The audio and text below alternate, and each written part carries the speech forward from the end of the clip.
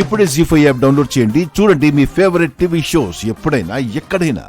ఆమెని కాపాడే ప్రయత్నంలో నీ చేతికి గాయమైనా నువ్వు పట్టించుకోలేదు.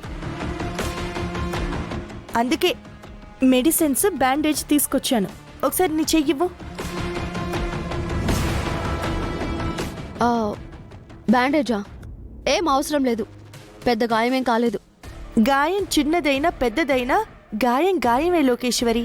అలా వదిలేస్తే సెప్టిక్ అయినా అవుతుంది. చెయ్యిటివ్వు, బ్యాండేజ్ వేస్తా. అరే ఇవ్వమంటుంటే. ఏ అవసరం లేదని చెప్తున్నానుగా, అర్థం కావడం లేదా? దెబ్బ తగిలితేనే కదా బ్యాండేజ్ వేసుకోవడానికి అంటావు, అంతే కదా?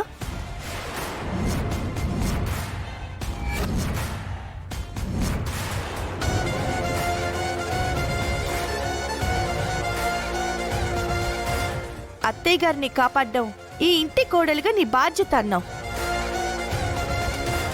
మరి ప్రమాదాలు సృష్టించడం కూడా నీ బాధ్యతేనా?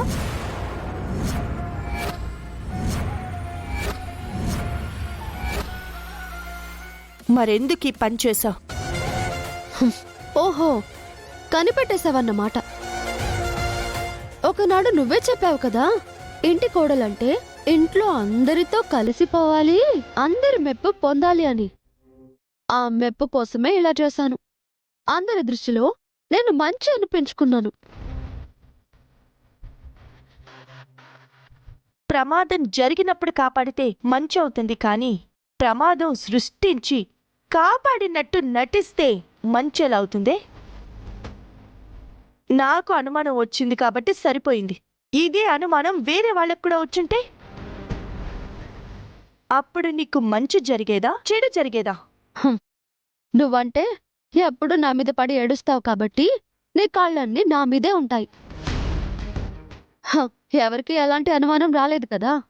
నువ్వు మంచి అనిపించుకోవడానికి చేశానంటున్నావు. పొరపాటున కాపాడడం లేట్ అయ్యుంటే, అత్తయ్య గారికి ప్రమాదం జరుగుంటే? జరగలేదు కదా.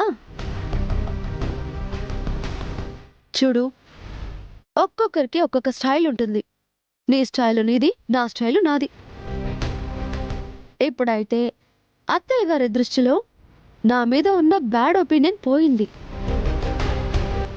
సో అది చాలు. అయితే నువ్వు నాకు ప్రశ్నకి సమాధానం చెప్పాలి. ఏంటి? అత్తయ్య గారికి మందులు తెస్తానని ఇంట్లో నుంచి బయటికెళ్ళావు.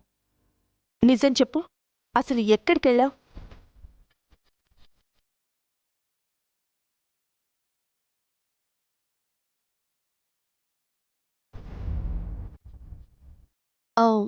మెడికల్ షాప్కి వెళ్ళాను. అది అబద్ధమని నీకు తెలుసు, నాకు తెలుసు. ఓ తెలుసా? మరి తెలిసాక నన్నెందుకు అడుగుతున్నావే? నాకు నచ్చిన చోటుకి వెళ్ళి నచ్చినప్పుడు వస్తా. నన్ను క్వశ్చన్ చేసే రైట్ నీకు లేదు. ఇంట్లో పెద్దవాళ్ళకి రైట్ ఉండదే, కానీ మీ ఆయనకు రైట్ ఉంది. నువ్వేం చేస్తున్నావని నేను అడిగినంత మాత్రాన నువ్వు సమాధానం చెప్తావని నేను అడగడం లేదు. జీ5 యాప్ డౌన్లోడ్ చేసి అన్ని ఎపిసోడ్స్ పూర్తి ఉచితంగా చూడండి.